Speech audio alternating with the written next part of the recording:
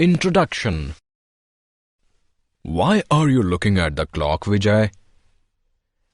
I am trying to make out the angle made by the hands of the clock, uncle. I see. So what angle do they make, Vijay? They make a right angle, uncle. Great! Can you also comment on the shape of the clock, Vijay? Sure. The clock had 6 sides and it's a hexagon. Wonderful, Vijay. You have learnt your geometry well. Children, in this lesson, you will learn the basics of geometry, line segments, lines, and rays. Rahul perfects his aim by throwing darts at the dartboard. Here is one such dart. Let us remove it. What do we observe? The dart has left a mark on the dartboard. The mark is called a point. A point has no dimensions. It has no length, breadth, or height. Let us remove another dart to reveal another point. We name the 2 points A and B. We now join the 2 points. We get the line segment AB. A line segment has a definite length. It has 2 endpoints. Can we draw another line segment between 2 points A and B? No. Only one line segment can be drawn between any 2 given points. Look at this thin strip of rubber. Let us nail it to the wall and name the point C. The other end of the rubber is free. Let us stretch it. First a little, then a little more, and then some more. What we get is a ray. A ray has only one end point. It can be stretched in the opposite direction infinitely. Let us now remove the nail and stretch the rubber in other direction. We now have a line. A line has no end points. It can be stretched in either direction infinitely. Polygons. We can form different shapes by enclosing them with line segments on all sides. Such closed figures are known as polygons. Polygons have different names depending upon the number of line segments they use. Here we look at the following types of polygons.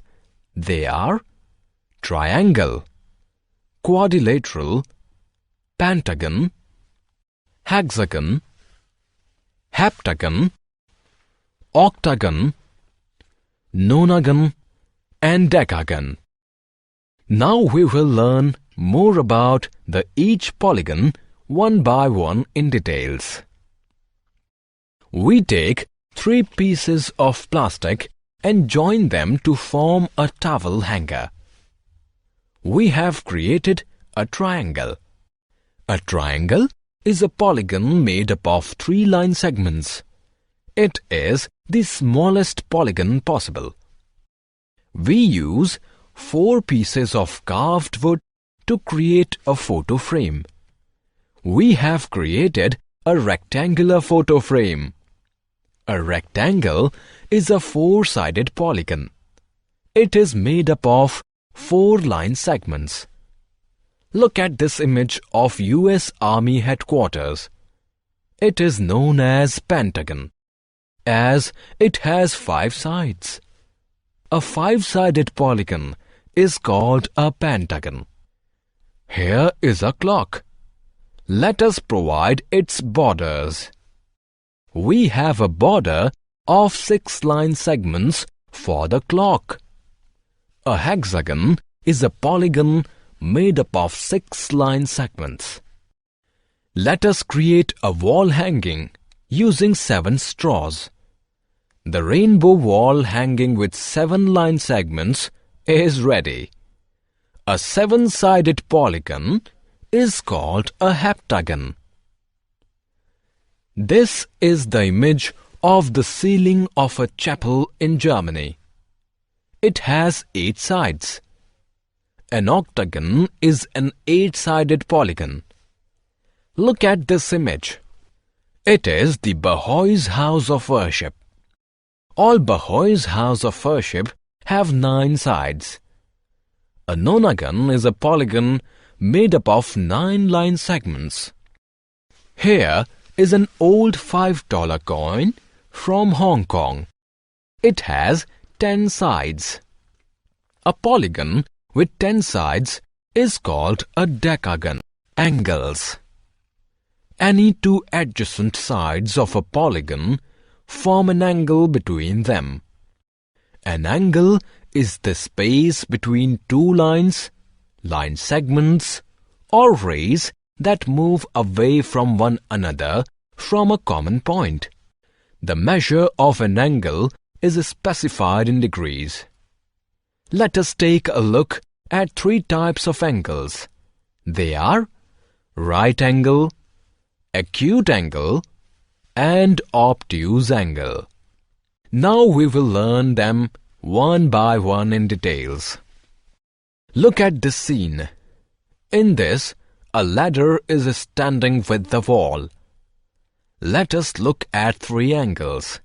First, the angle which the wall makes with the ground. Second, the angle which the ladder makes with the wall.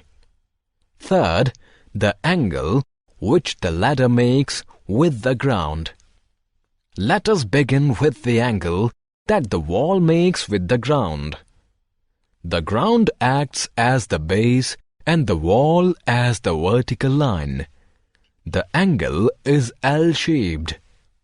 It is a right angle and its measure is 90 degrees. Now consider the angle that the ladder makes with the wall. We take the wall as the base. The ladder is not vertical. It is tilted in. Such an angle is called an acute angle, and its measure is less than 90 degrees. Now let us look at the third angle that the ladder makes with the ground. We take the ground as the base. The ladder is not vertical. It is tilted out. Such an angle is called an obtuse angle, and its measure is more than 90 degrees. Measurement of angles. An angle is measured in degrees. Let us now measure angles with 2 different instruments: a divider and a protractor. Look at this object. It is called the divider. We can use it to measure angles. Let us see how. Write letter L of the English alphabet. Place the divider on L and adjust it to coincide with L. Lift the divider up. The angle formed by it is a right angle. Write letter V of the English alphabet. Place the divider on V such that one of its arm and common point coincide one of the arms and common point of V. What do you see? The other arm of the divider lies to the left of the other arm of V. It means that V makes an angle, acute angle, which is smaller than the right angle. Now consider the letter K of the English alphabet. Let us modify it to look like this. Place the divider on the figure such that one of its arms and common point coincide with one of the arms and common point of the figure. What do you observe? The other arm of the divider lies to the right of the other arm of the figure. It means that the figure makes an angle greater than the right angle, that is, an obtuse angle. Therefore, we can measure a right angle, an acute angle, and an obtuse angle with the help of a divider. The wider the divider opens, the larger the angle it makes. Protractor. Protractor is a semicircular geometric instrument. It has degrees marked on it from 0 to 180. Let us measure the angles made by the hands of a clock with the help of a protractor. This clock shows the time as 3. The long hand of the clock is on 12 and the short hand is on 3. Place the protractor on the short hand of the clock. The horizontal line at the bottom of the protractor must coincide with it.